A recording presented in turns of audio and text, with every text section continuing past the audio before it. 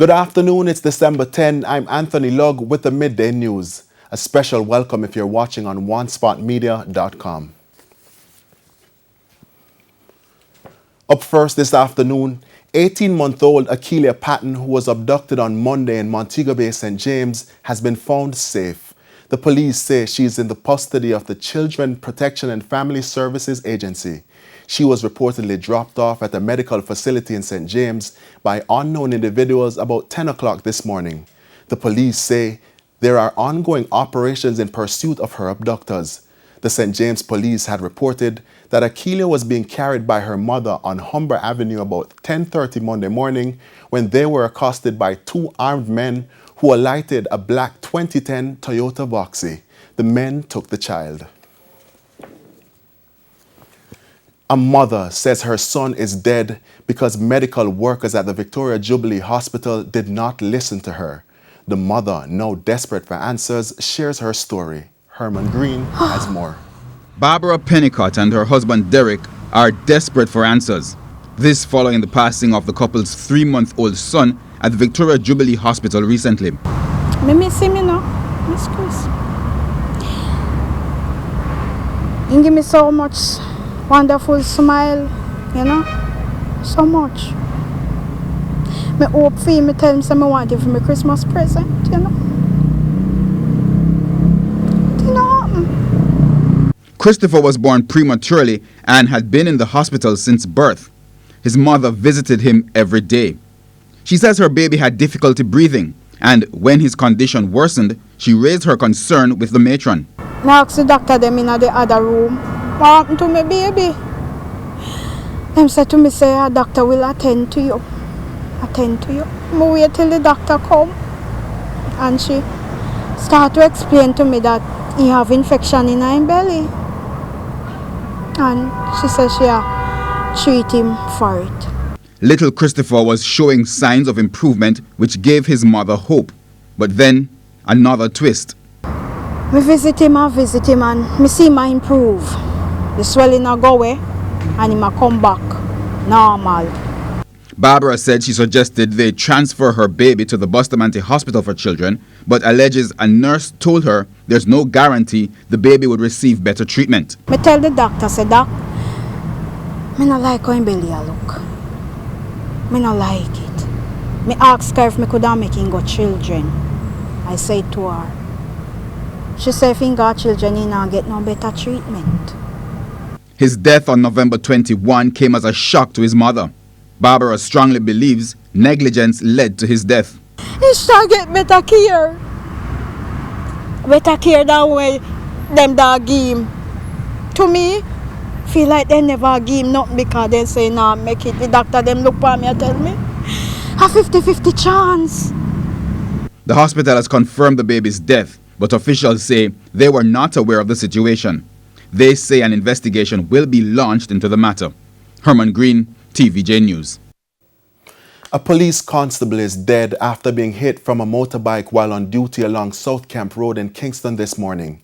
He has been identified as Fabian Morrison, who was attached to the Public Safety and Traffic Enforcement Branch, PSTEB. It's reported that Constable Morrison was riding his motorcycle along the roadway when he was hit by a motor car. He was taken to the Kingston Public Hospital where he died. Chairman of the Police Federation, Corporal Rohan James, describes the incident as unfortunate. I understand that he was on duty riding his motorcycle and that along the way, South Camp Road, he met in an accident. He was hit to the Kingston Public Hospital where he subsequently succumbed to the injury. Another motorist was involved. So far, I'm still awaiting details as to the specifics of the accident. However, it is indeed a sad moment for us as a JCF family, and we would just want to take the opportunity to express our deepest condolences to the family and to assure them that we are in this together because we will be doing everything together. We are grieving, we are mourning, and we will stand together as a family in this time of crisis. TVJ News understands that Norman Horn visited King's House this morning. It's believed that Mr. Horn was summoned to clarify issues relating to his appointment to the Senate and his U.S. citizenship. The People's National Party is awaiting a response from Mr. Horn by tomorrow as to whether he intends to take up the appointment and whether he has renounced his U.S. citizenship. A Jamaican who has voluntarily acquired citizenship in a non-Commonwealth country such as the U.S. is exempt from sitting in Parliament. The Education Ministry has confirmed that there have been no reported cases of COVID-19 among students and staff at the schools which participated in the pilot phase of face-to-face classes. With more schools set to start the face-to-face classes in January, the ministry is optimistic that the schools could remain COVID-19 free. The details in this report. Last week, Acting Permanent Secretary in the Education Ministry, Dr. Grace McLean, said at least 800 school-aged children have tested positive for COVID-19 between March and November. However, yesterday at the Ministry of Education MOE's virtual town hall meeting, State Minister Robert Morgan said none of those cases is from any of the 17 schools that participated in the initial pilot program. We have been very careful in how we administer the pilots, strict adherence to protocols in terms of hand washing, in terms of social distancing, in terms of wearing of masks and so on, in terms of even the amount of students who are allowed on the compound. Before that, the school would have had the benefit of at least 2 inspections by the Ministry of Health, parish health authorities. And the only way they could open is if the parish health authorities, which is governed by the Ministry of Health, would have approved them to be opened. Since there were no reported COVID-19 cases among students and staff at the schools, Mr. Morgan explained that it's why the government is pushing for more schools to physically reopen. He said the method used in the schools for the pilot program could also be used in other schools to prevent the spread of the respiratory illness in the institutions.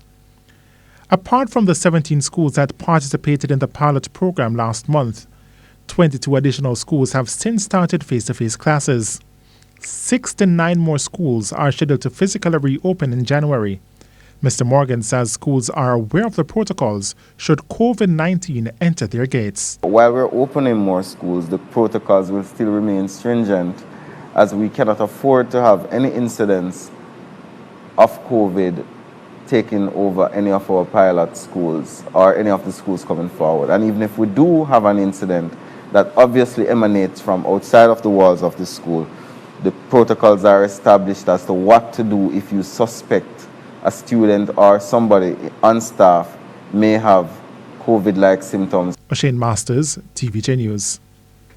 Meanwhile, Acting Chief Education Officer Dr. Kazan Troop says parents will be given adequate notice in relation to the schools which are to resume in-person classes. If it is that your school will be open in January, you will hear from your principal long before that. It is not going to be a sudden move. We are doing a series of consultations, and then the principals are directed to do consultations with their staff and with their parents before any decision is taken. So you will be informed. Dr. Troop is urging parents to send their children to school despite apprehension surrounding COVID-19. If this is going to work, we need you now more than ever. We would have started the pilot, and in our deliberation with our parents and our principal, rather, they would have said to us that some of our parents were still not ready to have the students back into the face-to-face engagement.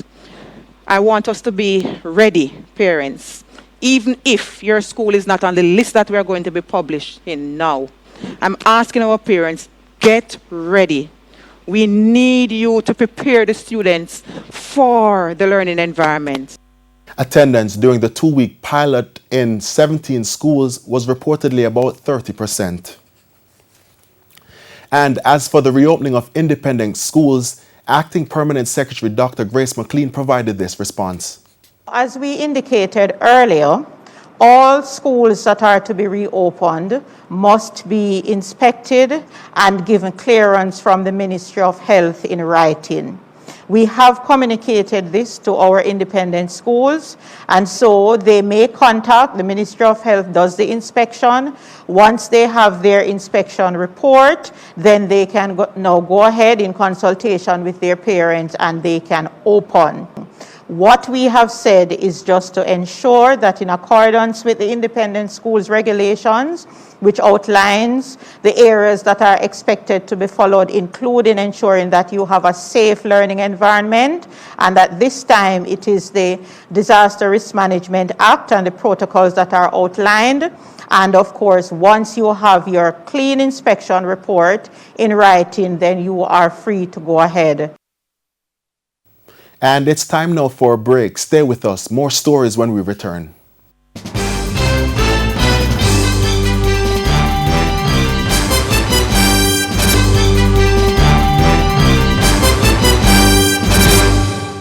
Welcome back. Continuing the news. The government says it's maintaining a positive relationship with both China and the United States. This amidst an ongoing trade war between both superpowers. The issue was raised at Wednesday's post-cabinet press briefing. Giovanni Dennis reports. The government of Jamaica maintains strong bilateral relationships with both the United States and China. Delicate diplomatic talk. The government on U.S. warnings against using Chinese 5G technology. This is the latest in a fierce trade war between the United States and China.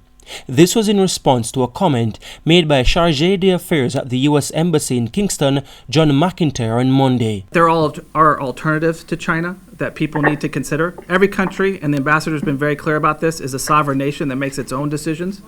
But I think we wanted to make sure that it's very clear sort of the dangers that China poses in this area.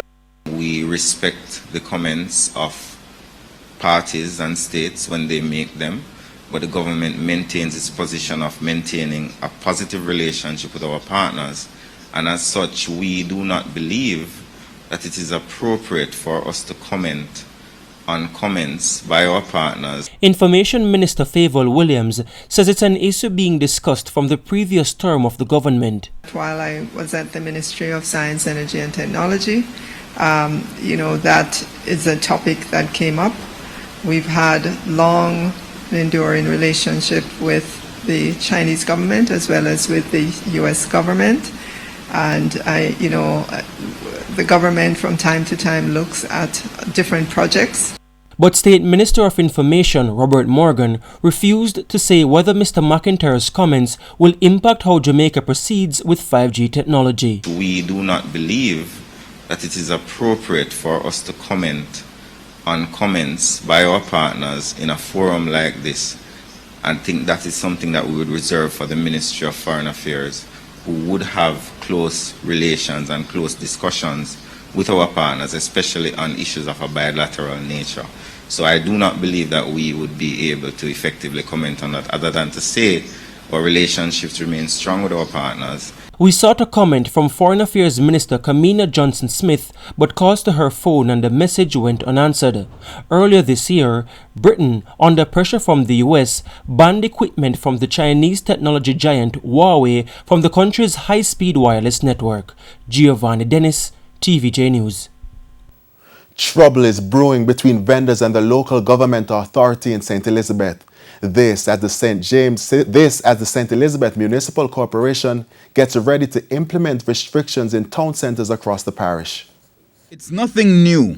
Increased traffic restrictions and law enforcement in town centres for the Christmas season. Chairman of the St. Elizabeth Municipal Corporation, Derek Sangster, believes the restrictions are fair.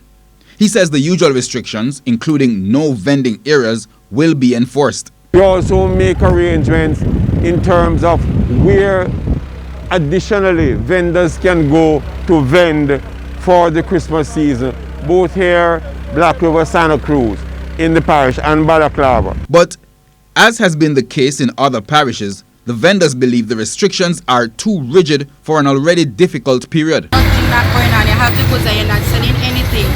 And everywhere you turn is police, you cannot put out nothing.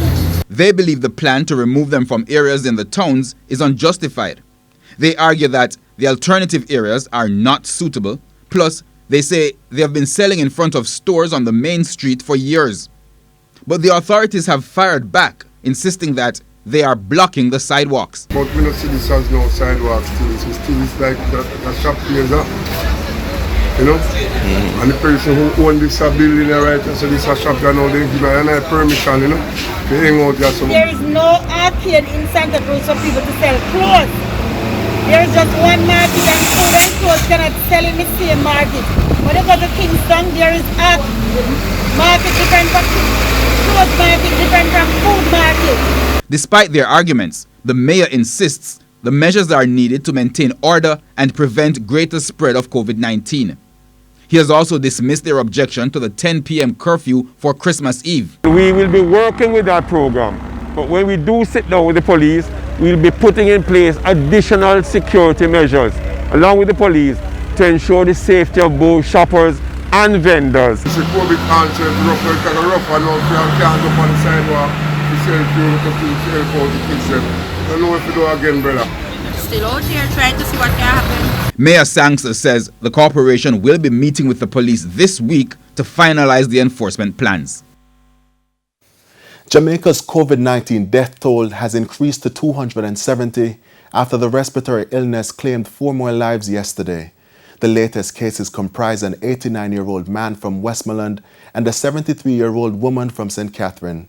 The other deaths are 2 men ages 57 and 67 years old, both from St. Catherine. The health ministry says 2 more deaths are being investigated. Meanwhile, 74 new COVID-19 cases were recorded in Jamaica yesterday.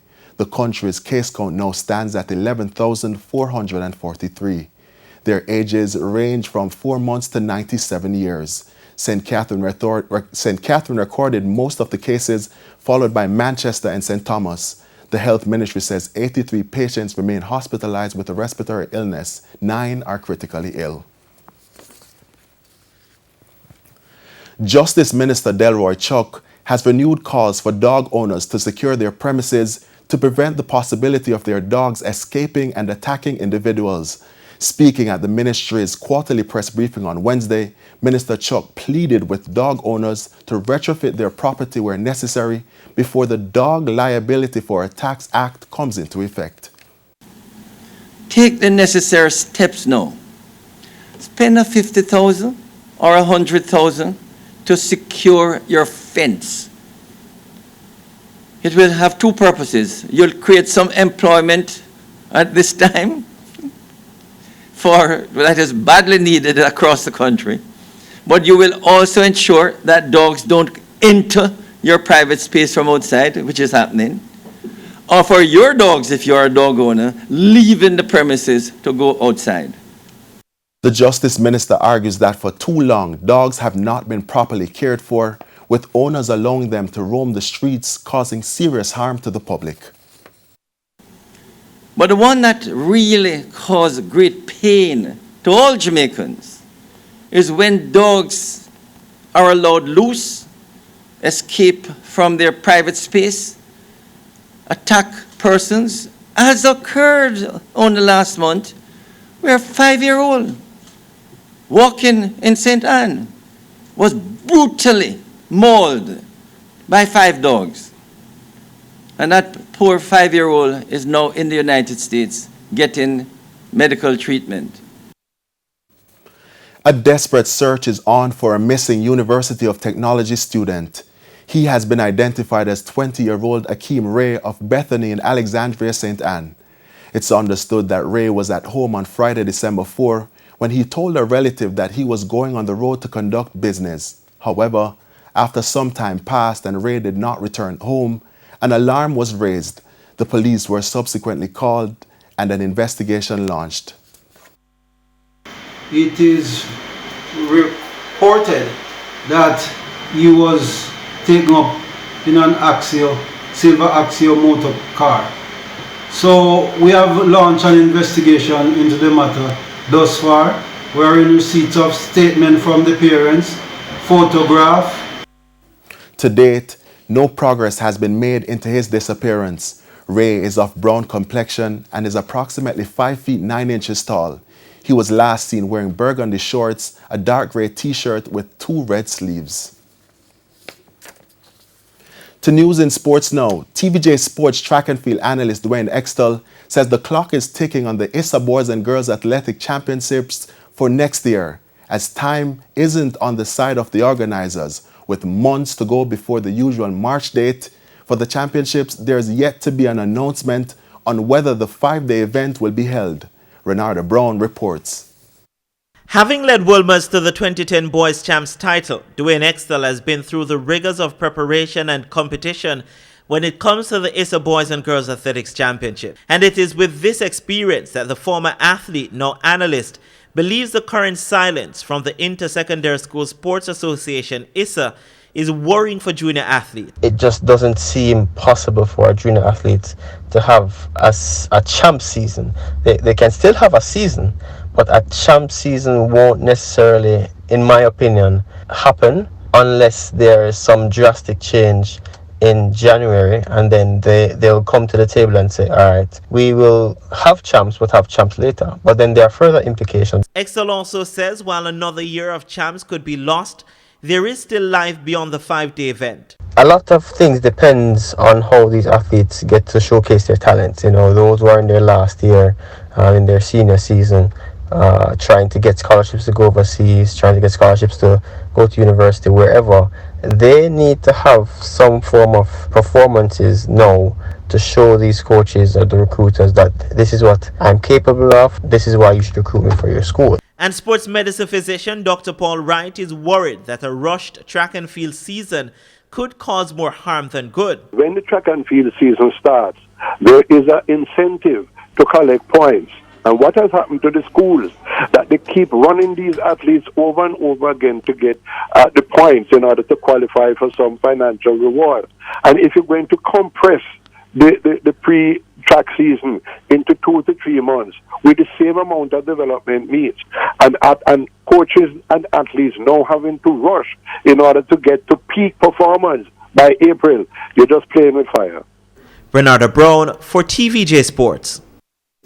And that's the midday news. I'm Anthony Lugg. Join us at 7 for primetime news. On behalf of the news, sports and production teams, good afternoon.